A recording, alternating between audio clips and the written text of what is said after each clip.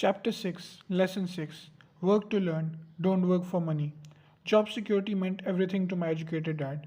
Learning meant everything to my rich dad. A few years ago, I granted an interview with a newspaper in Singapore. The young female reporter was on time and the interview got underway immediately. We sat in the lobby of a luxurious hotel, sipping coffee and discussing the purpose of my visit to Singapore. I was to share the platform with Zig Ziglar. He was speaking on the motivation and I was speaking on the secrets of the rich. Someday I would like to be a best selling author like you, she said. I had seen some of the articles she had written for the paper, and I was impressed. She had a tough, clear style of writing. Her articles had readers' interest. You have a great style, I said in reply. What holds you back from achieving your dream? My work does not seem to go anywhere, she said quietly. Everyone says that novels are excellent, but nothing happens, so I keep my job with the paper, at least it pays the bills. Do you have any suggestions? Yes, I do, I said brightly. A friend of mine here in Singapore runs a school that trains people to sell. He runs sales training courses for many of the top corporations here in Singapore, and I think attending one of his courses would greatly enhance your career. She stiffened. Are you saying I should go to school to learn to sell? I nodded. You aren't serious, are you? Again, I nodded. What is wrong with that? I was now backpedaling. She was offended by something, and now I was wishing I had not said anything. In my attempt to be helpful, I found myself defending my suggestion.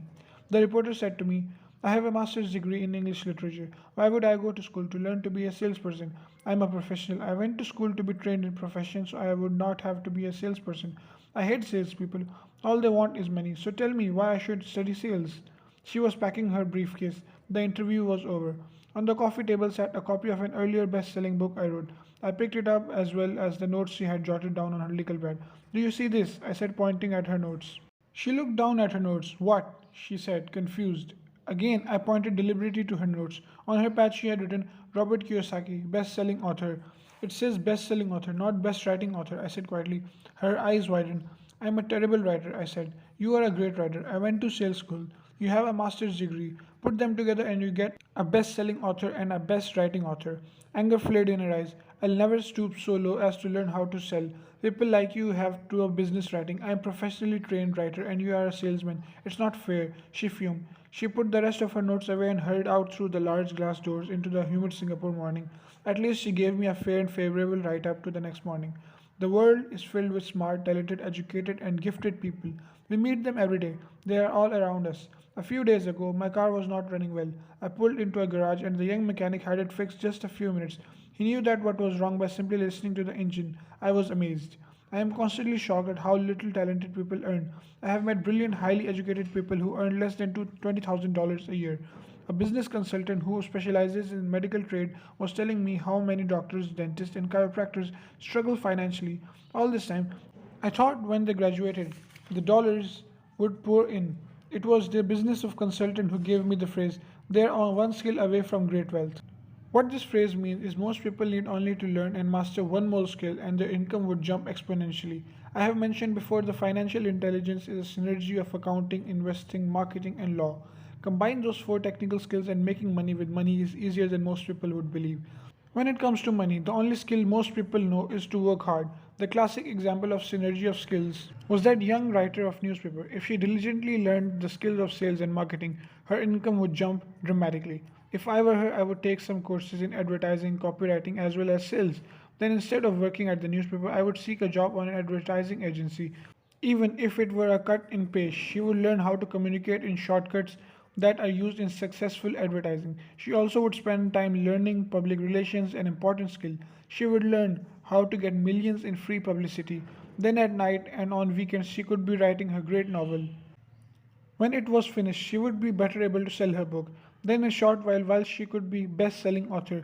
When I came out with my first book, If You Want to Be Rich and Happy, Don't Go to School, a publisher suggested I change the title to The Economics of Education.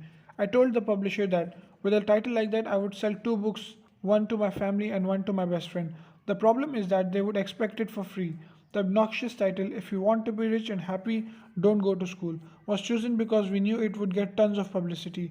I am pro education and believe in education reform. If I were not pro education, why would I continue to press for changing our antiquated educational system? So I chose a title that would get me more TV and radio shows simply because I was so willing to be controversial. Many people thought I was fruitcake, but the book sold and sold.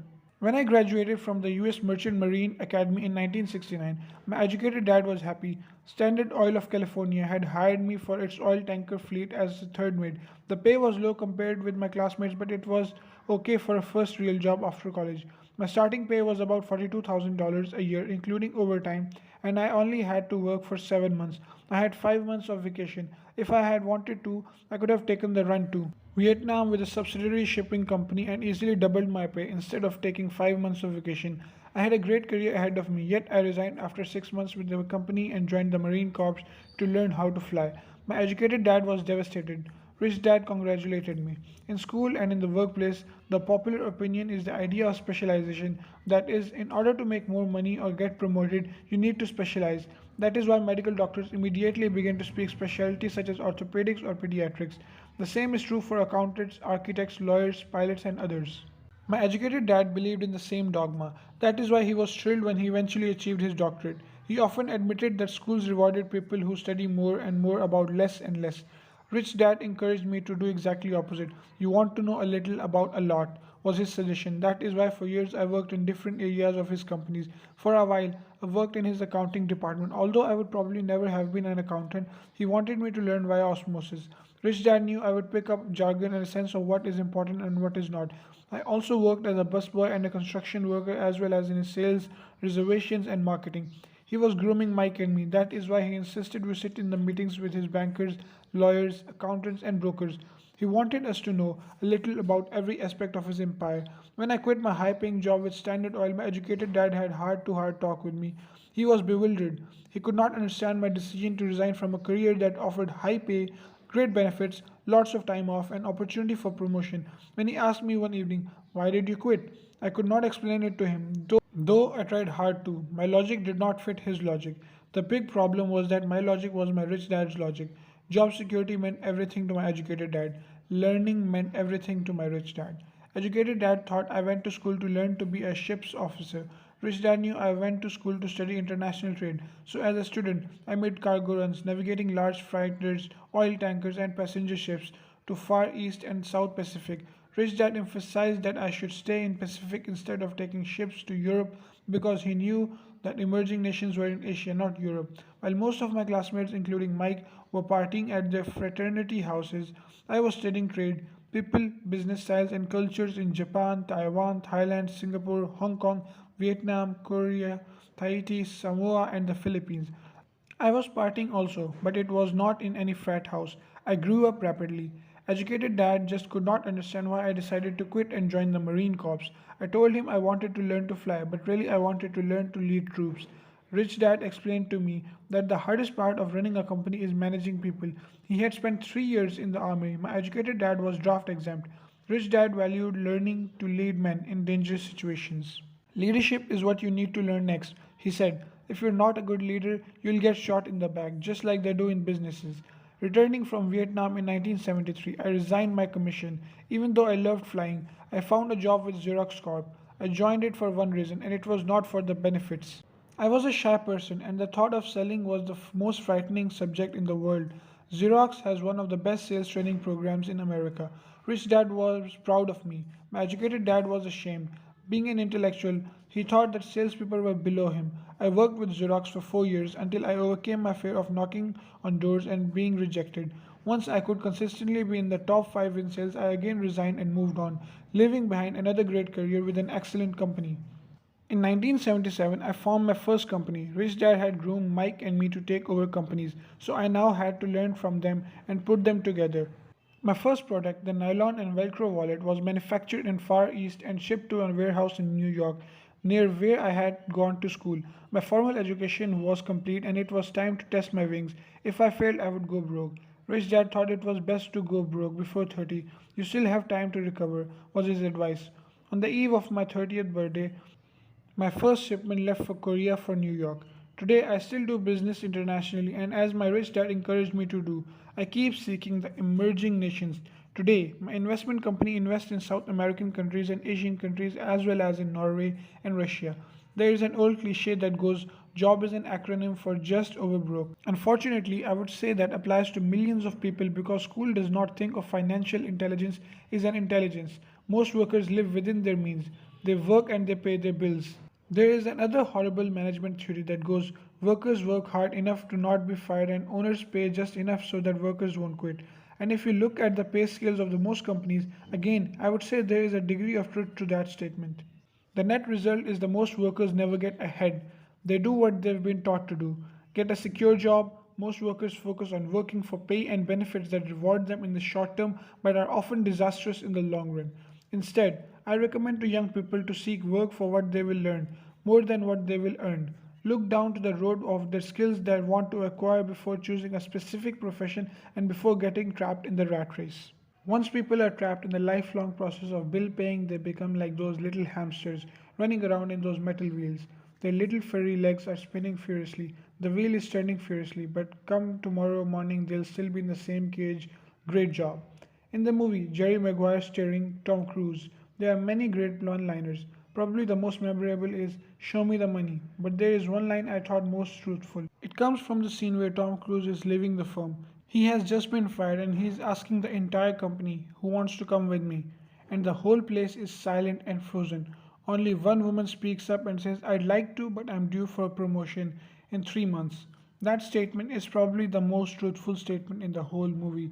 It is the type of statement that people use to keep themselves busy, working away to pay bills. I know my educated dad looked forward to his pay raise every year, and every year he was disappointed. So he would go back to school to earn more qualifications so he could get another raise. Then once again there would be another disappointment. The question I often ask people is, where is this daily activity taking you? Just like the little hamster. I wonder, if people look at where their hard work is taking them, what does the future hold? In his book, The Retirement Myth, Craig S. Carpel writes, I visited the headquarters of a major national pension consulting firm and met with a managing director who specializes in designing lush retirement plans for top management. When I asked her what people who don't have the corner offices will be able to expect in the way of pension income, she said with a confident smile, the silver bullet. What I asked is the silver bullet. She shrugged and said, if baby boomers discover they don't have enough money to live on when they're older, they can always blow their brains out. Carpel goes on to explain the difference between the old defined benefit retirement plans and the new 401k plans that are riskier. It is not a pretty picture for most people working today, and that is just for retirement. Add medical fees and long term nursing home care, and the picture is frightening. Already, many hospitals in countries with socialized medicine need to make tough decisions such as who will live and who will die. They make those decisions purely on how much money they have and how old patients are. If the patient is old, they often will give the medical care to someone younger. The older, poor patient gets to put back in the line. Just as the rich can afford better education, the rich will be able to keep themselves alive, while those who have little wealth will die. So, I wonder, are workers looking into the future or just until their next paycheck, never questioning where they are headed? When I speak to adults who want to earn more money, I always recommend the same thing. I suggest taking a long view of their life. Instead of simply working for the money and security, which I admit are important, I suggest they take a second job that will reach them a second skill. Often, I recommend joining a network marketing company, also called multi level marketing, if they want to learn sales skills. Some of these companies have excellent training programs that will help people to get over their fear of failure and rejection, which are the main reason people are unsuccessful. Education is more valuable than money in the long run. When I offer this suggestion, I often hear in response, "Oh, that is too much hassle," or "I only want to do what I am interested in." If they say it's too much of a hassle, I ask, so you would rather work all your life giving 50% of what you earn to the government? If they tell me I only do what I'm interested in, I say I'm not interested in going to the gym, but I go because I want to feel better and live longer. Unfortunately, there is some truth to the old statement, you can't teach an old dog new tricks. Unless a person is used to changing, it's hard to change. But for those of you who might be on the fence when it comes to the idea of working to learn something new, I offer this word of encouragement. Life is much like going to the gym. The most painful part is deciding to go. Once you get past that, it's easy. There have been many days I have dreaded going to the gym, but once I'm there and in motion, it is a pleasure. After the workout is over, I am always glad I talked myself into going. If you are unwilling to work to learn something new and instead insist on becoming highly specialized within your field, make sure the company you work for is ununionized. Labor unions are designed to protect specialists. My educated dad, after falling from the grace with the governor, became the head of the teachers' union in Hawaii. He told me that it was the hardest job he had ever held. My rich dad, on the other hand, spent his life doing his best to keep his companies from becoming unionized. He was successful. Although unions came close, rich dad was always able to fight them off. Personally, I take no sides because I can see the need for and the benefits of both sides. If you do as in school recommends, become highly specialized, then seek union protection. For example, had I continued with my flying career, I would have sought a company that had strong pilots union. Why? Because my life would be dedicated to learning a skill that was valuable in only one industry. If I were pushed out of that industry, my life skill would not be as valuable in another industry. A displaced senior pilot with 100,000 hours of heavy airline transport time earning $150,000 a year would have had a hard time finding an equivalent high paying job teaching in school. Skills do not necessarily transfer from industry to industry. Skills the pilots are paid for in the airline industry are not as important in, say, the school system. The same is true even for doctors today. With all the changes in medicine, many medical specialists are needing to conform to medical organizations such as HMOs. School teachers definitely need to be union members. Today, in America, the teachers' union is the largest and the richest labor union for all. The NEA, the National Educational Association, has tremendous political clout. Teachers need the protection of their union because their skills are also of limited value to an industry outside of education. So, the rule of thumb is highly specialized, then unionized. It's a smart thing to do. When I ask the classes I teach, how many of you can cook a better hamburger than McDonald's? Almost all of the students raise their hands. I then ask, so if most of you can cook a better hamburger, how come McDonald's makes more money than you? The answer is obvious. McDonald's is an excellent at business system. The reason so many talent people are poor is because they focus on building a better hamburger and know a little to nothing about business systems. A friend of mine in Hawaii is a great artist. He makes a sizable amount of money. One day his mother's attorney called to tell him that she had left him $35,000. That is what was left of her estate after the attorney and the government took their shares. Immediately, he saw an opportunity to increase his business by using some of his money to advertise. 2 months later, his first four color full page ad appeared in an expensive magazine that targeted the very rich. The ad ran for 3 months. He received no replies from the ad, and all of his inheritance is now gone. He now wants to sue the magazine for misrepresentation. This is common case of someone who can build a beautiful hamburger but knows little about business. When I asked him what he learned, his only reply was advertising salespeople are crooks. I then asked him if he would be willing to take a course in sales and a course in direct marketing. His reply, I don't have the time and I don't want to waste my money. The world is filled with talented poor people. All too often, they're poor or struggle financially or earn less than they are capable of, not because of what they know, but because of what they do not know. They focus on perfecting their skills at building a better hamburger rather than the skills of selling and delivering the hamburger.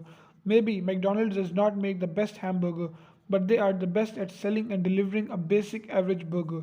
Poor dad wanted me to specialize. That was his view on how to be paid more. Even after being told by the governor of Hawaii that he could no longer work in the state government, my educated dad continued to encourage me to get specialized. Educated dad then took me up to the cause of the teachers union, campaigning for further protection and benefits for those highly skilled and educated professionals. We argued often, but I know he never agreed that over specialization is what caused the need for union protection. He never understood that the more specialized you become, the more you are trapped and dependent on the specialty. Rich Dad advised that Mike and I groom ourselves. Many corporations do the same thing. They find a young bright student just out of business school and begin grooming that person to someday to take over the company. So these bright young employees do not specialize in one department. They are moved from department to department to learn all the aspect of business system. The rich often groom their children or the children of others. By doing so, their children gain an overall knowledge of the operation of the business and how the various departments interrelate. For the World War II generation, it was considered bad to skip from company to company. Today, it is considered smart. Since people will skip from company to company rather than seek greater specialization in skills, why not seek to learn more than to earn? In the short term, it may earn you less, but it will pay dividends in the long term. The main management skill needed for success are management of cash flow, management of systems, management of people. The more important specialized skills are sales and marketing. The ability to sell, to communicate to another human being, be it a customer, employee, boss, spouse, or child, is the base skill of personal success. Communication skills such as writing, speaking, and negotiating are crucial to a life of success. These are skills I work on constantly, attending courses or buying educational resources to expand my knowledge. As I have mentioned, my educated dad worked harder and harder the more competent he became. He also became more trapped the more specialized he got. Although his salary went up, his choices diminished. Soon after he was locked out of government work, he found out how vulnerable he really was professionally. It is like professional athletes who suddenly are injured or are too old to play. Their once high paying position is gone and they have limited skills to fall back on. I think that is why my educated dad sided so much with the unions after that. He realized how much a union would have benefited him. Rich Dad encouraged Mike and me to know a little about a lot. He encouraged us to work with people smarter than we were and to bring smart people together to work as a team. Today, it would be called a synergy of a professional specialties. Today, I met ex school teachers earning hundreds of thousands of dollars a year. They earn that much because they have specialized skills in their field as well as other skills they can teach as well as sell and market. I know of no other skills to be more important than selling and marketing. The skills of selling and marketing are difficult for most people, primarily due to their fear of rejection. The better you are at communicating, negotiating, and handling your fear of rejection, the easier life is. Just as I advised that newspaper writer who wanted to becoming a best-selling author, I advise anyone else today. Being technically specialized has its strengths as well as its weakness. I have friends who are geniuses, but they cannot communicate effectively with other human beings, and as a result, their earnings are pitiful. I advise them to just spend a year learning to sell. Even if they earn nothing, to their communication skills will improve, and that is priceless. In addition to being good learners, sellers, and marketers, we need to be good teachers as well as good students. To be truly rich, we need to be able to give as well as to receive. In cases of financial or professional struggle, there is often a lack of giving and receiving. I know many people who are poor because they are neither good students nor good teachers. Both of my rich dads were generous men. Both made it a practice to give first. Teaching was one of their ways of giving. The more they gave, the more they received. One glaring difference was in the giving of money. My rich dad gave lots of money away. He gave to his churches, to charities, and to his foundations. He knew that to receive money you had to give money. Giving money is the secret to most greater wealthy families. That is why there are organizations like the Rockefeller Foundation and the Ford Foundation. These are the organizations designed to take their wealth and increase it as well as give it away in the perpetuity. My educated dad always said, when I have some extra money, I'll give it. The problem was that there was never any extra. So he worked harder to draw more money in rather than focus on the most important law of money.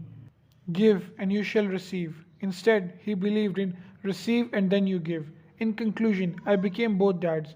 One part of me is a hardcore capitalist who loves the game of money making money. The other part is a socially responsible teacher who is deeply concerned with this ever widening gap between the haves and haves not.